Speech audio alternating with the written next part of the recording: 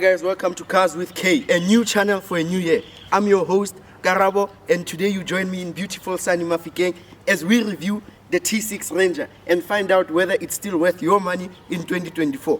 We are going to review the interior and exterior of the car, take the car for a drive in town, take the car on a highway drive, and then finally drive it off-road. Hope you enjoy. So the dance move for today's car, which best describes today's car, is the Nyakani, and this is how it goes. Ta, ta, ta, ta.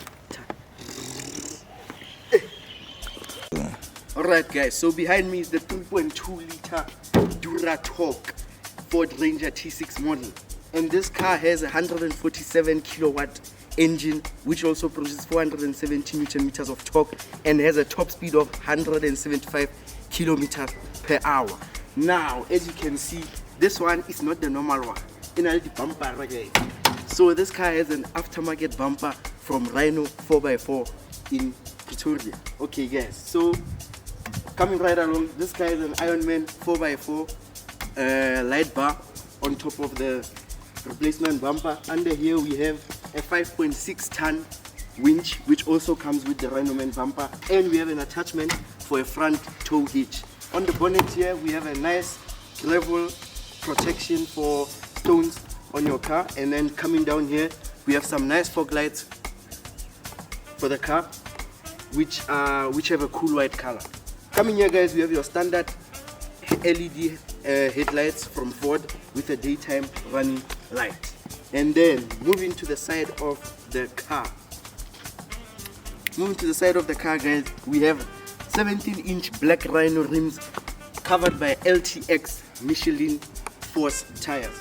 And then here we have a nice snorkel on the car which is also in black to create that black and white contrast. And the car is also fitted with black wheel arches to just give it that more aggressive stance.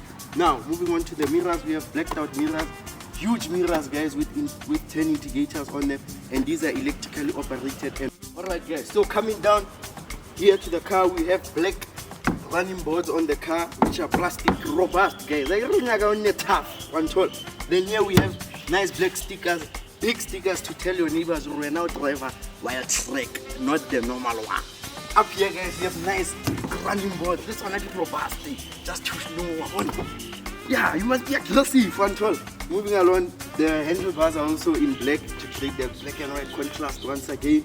And then coming to the back of the car, we have a front runner bed rack with a payload of 300 kgs on this car.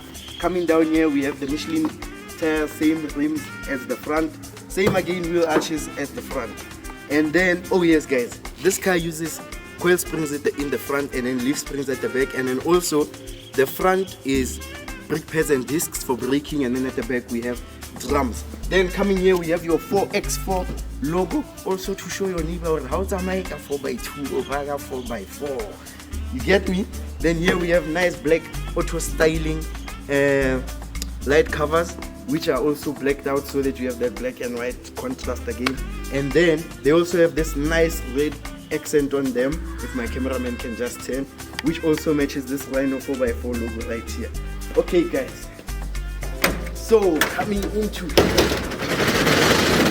there we are. You have a nice 12 volt socket there in front. You have movable tie down points, and then here you have your 4x4 accessory plug points. So in addition to the back, we also have a secure lid for safe secure locking in your bed area. But now the problem is it does chow a bit of your storage space in your bin, but at least the pen never bounce on next example. Yeah, bed liner over here, standard with the wire tray. Then heavy door. Alright guys, when you close the car, you have a nice big Ford logo, and underneath that is a nice little camera with clear quality, best camera. I think it's like 140 degrees because you can see quite a lot at the back with it. Then coming down here, obvious tow bar. This car can tow 3.5 tons and can also put 1050 kgs in the bin, which is its payload there. Coming down here, you might be wondering, what is this weird nozzle tone here? Okay guys, so that weird nozzle tone, you just plug that there and wherever we come and we pump you. You get what I'm saying? Yeah, man. Good things. Okay, guys, yeah. Then obviously your trailer, what, don't electronics. Yeah. Then onto this side of the car, guys. So coming this side of the car, guys, this car actually has something special underneath here. This car has Ironman nitro foam shocks, nitro gas shocks by Ironman, and then it also has an air suspension kit underneath, which is what actually supplies that nozzle with air for you to pump, as the car has an air canister under the car. But guys, yeah, anyway, obviously you have a nice black roll bar which comes with the Wild Track as standard. Yeah guys, that's about it for the exterior. Let's get into the interior. Some nice big chunky door bins. You can fit a 1.5 liter bottle there. Your nice small canister pepper spray can also fit there. Then on the doors, guys, we have stretch material here, and then we have this nice carbon fiber looking thing on the car, which is actually all over the car, even on the center console and so on. And then obviously the car comes with all electric windows, and then obviously there is your speakers. And then on the dash, the car is actually quite soft. The dash is quite soft. And then the nice thing is that this car actually, for the driver's seat, you have 8-way electric control for your driver's seat, and then for the passenger seat you have 4-way manual control for the passenger seat. Now getting into the infotainment of the car. So for the driver's display, guys, you have two 4-inch digital displays alongside your main analog speedometer, and then this one controls all your entertainment stuff, your FM, Bluetooth devices, calls and whatnot. And then this side, it controls everything to do with driving the car, your distance to fuel, your oil gauge, how much oil you have, lane keep assist, cruise control, all on this side. Brake, then you have a nice chunky gear lever with leather on it, and then surrounding it is again plastic material, which is, I can't blame it for the car because this car is a bike. It's meant to be robust and long lasting.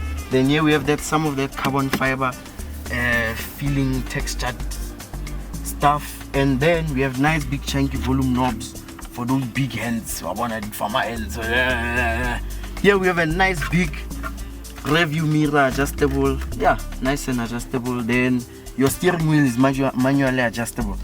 Then on the dashboard you may realize that there are some awkward looking speakers, and that's because this car actually has an Alpine sound system fitted to it. Main entertainment system for the car, we have an 8-inch display with the Sync. This is the Sync 3 generation. It has touchscreen and it's quite fast responsive. Your climate controls are also there, and then this comes with wired Android Auto and wired Apple CarPlay. Unfortunately there is no wireless for that, and it also comes with voice commands which do work, but yeah, it's a tricky one. Then coming down here we have two 12-volt sockets, and then down here we have your two USB ports. Down here we have your driving mode selector, your parking sensor off, your traction control, deflog, and hill start and descent control. Okay guys, so under the rear seat bench of the car, we have two storage bins. We have nice space for your, as you can see, the owner has their winch stuff here and some push-ins, sandals, whatever you call them. Yeah, and then moving right along, we have nice big door bins once again in the back of the car, electrically operated windows, and then we have a nice reading light here on top, although there are no side ones. That's a, yeah. Then also my other complaint about this car, the window. It doesn't fully go down, but at least you know what, it's better than the others, because others they will be stopping here. Anyway, in the back of the car you have nice headroom. Now I'm only 1.6766 meters long, so yeah, I'm a bad reference. But anyway, a nice knee room, guys. I have this seat very back, it's in my position, but I sit very low and quite back, so yeah. Down here we have a 230-volt plug and a 12-volt socket. Then we have storage bins, storage compartments again behind your seat, and yeah, here we have your nice armrest also with two cup holders, nice size. And then this car also, guys, for all those that have children, This car actually has 2 isofix points in the outer rear seats, and because the doors are so big and open so wide, you won't have a problem putting those seats in. Yeah guys, I think the only problem with the car would be trying to carry 3 adults at one go because of the shoulder room in the car. But anyway guys, moving to behind the seat of the car. So this car behind here, we have the XTC amp, and then we also have the active subwoofer from Alpine. And then this is where the owner has also put a lot of their trusty things, tools, body spanner, the triangle, the jag. Then this is the special tool, this one guys is the air suspension control box sort of thing here. So I'm gonna ask my cameraman to come to this side so I can show you something special about the air suspension and how it works. Oh, cameraman guys. So guys, back here guys, so I think he'll show you a nice picture of the air suspension control unit. There it is guys, with the gauge and all that, and the 2 pedals on it. If you're fully loaded with the car and the car starts sagging, then you can simply come here and then level the car up by pushing all the airbags up, which slowly takes the car up maybe about 5-6 centimeters.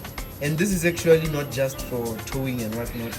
You could also use it if you are stuck off road, maybe your diff has hit the floor, and then you just check it up, give you that small clearance, then you can get over. Yeah guys, otherwise that's the interior and exterior review of the car. Now let's get on to the driving aspects of the car. Yeah, English, let's go. Okay guys, so now we are doing the in-town driving of the Ford Ranger T6 3.2 liter guys. So yeah, as you can see, we are in town. So guys, while I'm standing here by the road, the visibility of the car is actually quite good. There are hardly any blind spots. The pillar, A pillar, is quite small. It doesn't disturb you a lot. And then also, okay, the road is open now. And then also the view out of the mirror, the rearview mirror is quite nice. And then also the blind spots, looking at all your blind spots behind the car. Very simple to do guys. So guys, this car actually has a track of 1.6 meters and a length of 6 meters. So it's not the easiest car to drive around town. But I mean, there are a lot of stuff that make it easier to drive around town. This car has pre-collision assist, alert and braking, so it makes it a bit harder to get into accidents, which is one of the benefits of having that. And then also guys, the steering wheel of the car is actually very light, so turning in town was simple. Like I wanna turn out easy net with the steering wheel, you can even turn one-handed, and that's due to the steering wheel actually being electrically assisted. So that's another upside for the car. Parking the car, you won't struggle with street parkings. The only problem might be side parkings because of finding a big enough spot for this car. But once you found one, this car is a nice, like I mentioned, there's a nice review camera, so you won't have any problems looking out the back. And then also it has PDC front and rear as standard, so also that will help in you parking the car. So guys, just to try and do a U-turn, let me just pass here, then you can try and do a U-turn to test the turning circle of 12.4 meters. Why am I saying U-turn guys? Just to show you how the car okay, makes it around in one go. So that's actually quite neat guys, yeah, you know. So that 12.4 turning circle is actually quite, yeah, I mean it did the turn, no problem whatsoever. So yeah guys, so that's it for the in-town driving. So now let's head on to the highway. Alright guys, so we're about to turn on to the Nice, some more KBR road, although there's some traffic. Yeah guys, one thing the other features I also forgot to mention is that this car has a tire pressure monitoring system and also has auto high beam on and off. So the car at night, the car will automatically just switch between bright and dim, just so that it doesn't dazzle oncoming traffic. And then the car does also have trailer sway control. So if you hooked up a trailer, the car will eliminate the sway from the trailer or help counteract it. Yeah. Apart from that, man, the car is quite solid. Yeah. So now we're going to move the car just to test out the sporty driving capabilities of the car. So as you can see, this car is actually quite good. It's blunted, no problems. I'm saying maybe I wouldn't have stopped, right? Think jump just for control. One thing I think the car something would have been better is that the car doesn't have blind spot monitor. That's a feature that really miss out. And then another thing is that the engine, guys, I feel like, I mean, it's a diesel engine, so there's not much I can say, but I feel like it would have been a bit more fine. I mean, it's out there, you know, but then the sound is quite nice actually. From a lot of the diesel engines I've heard, this is one of the best sounding ones. It sounds quite nice, fruity, and then you add that whistle from the whistling sound which comes from the snorkel. That thing sounds beautiful. So as you can see, overtaking, please. Yeah, did it doesn't drive like your bike, and it's quite chilled inside. As you can see, I mentioned the wind noise again. It's still quite noisy. Bumps, I mean, you can feel you're going over bumps, but you're not in.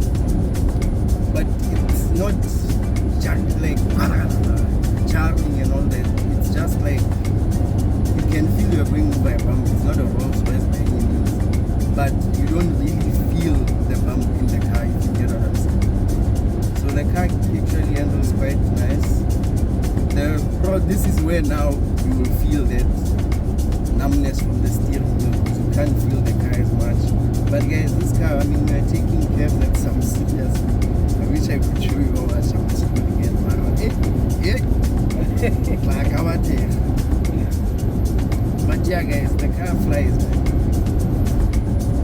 Very nice to drive, easy going, you know, soft, nothing hard. The pedals are also soft, and the engine with this 6-speed gearbox, it seems to actually know which gears to stay in for the most torque. When you floor it, literally changes down into a new gear just so that it can keep the power up. So I mean, the car, as you can see, we are passing an uneven surface of the road there. It's taking the beating, guys. So yeah guys, I don't know what more you want me to say. I mean, I haven't driven the new Ranger, but for what a buggy is, this car handles like it shouldn't handle, to be honest, as a buggy. I think you would actually compare it more with an SUV than a buggy, because I mean, to be driving like this in a buggy, it's maybe an Amarok would do this, but I like yeah, but guys, I mean, you can even drive it one-handed, just to show you how easy it is to operate the car. So yeah, no. There we are, just slide right. Yay! Then again. Yeah. We are cruising.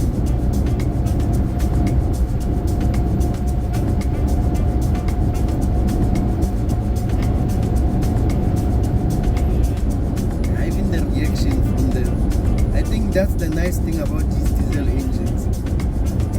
At the start, it does feel like it's right. It does feel like it's quite slow for the takeoff, and then there's the collision assist going off. At the start, it's quite slow to take off, but then once you've taken off, guys, I mean, from around 60 going up, this thing just picks up. Whether you want to overtake or not, it changes down. As soon as you floor the pedal, it changes down and you're off. So yeah, guys, that was the spirited driving experience. So alright, guys, fede number 1. We are at the end of the video, guys, and this is the conclusion part of our video. So guys, if the Ford Ranger T6 calls you, should you answer the phone immediately, which is a straight buy?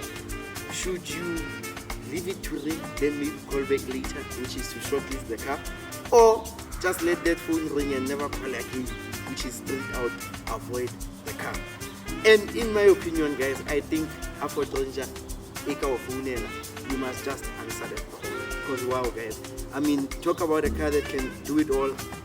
It's still one of the best bakkies in its segment. It still has that, it's still the benchmark for most bakkies. It does it all. Although performance, there are some cars that beat it with performance, like the Amarok. And so in this generation, guys, please be aware that I'm not talking about the newer generations of the bakkies. I'm talking about the generations that came with this car. So yeah, guys, it's a straight buy from me. Buy this car, guys. The value for money is good. You get a lot for your buck.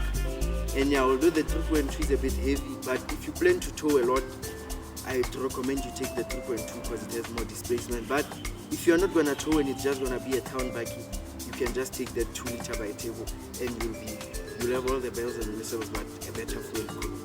Guys, this has been me, Karabo, and this is Cars with K. Please like, share, subscribe, and yeah, till next time.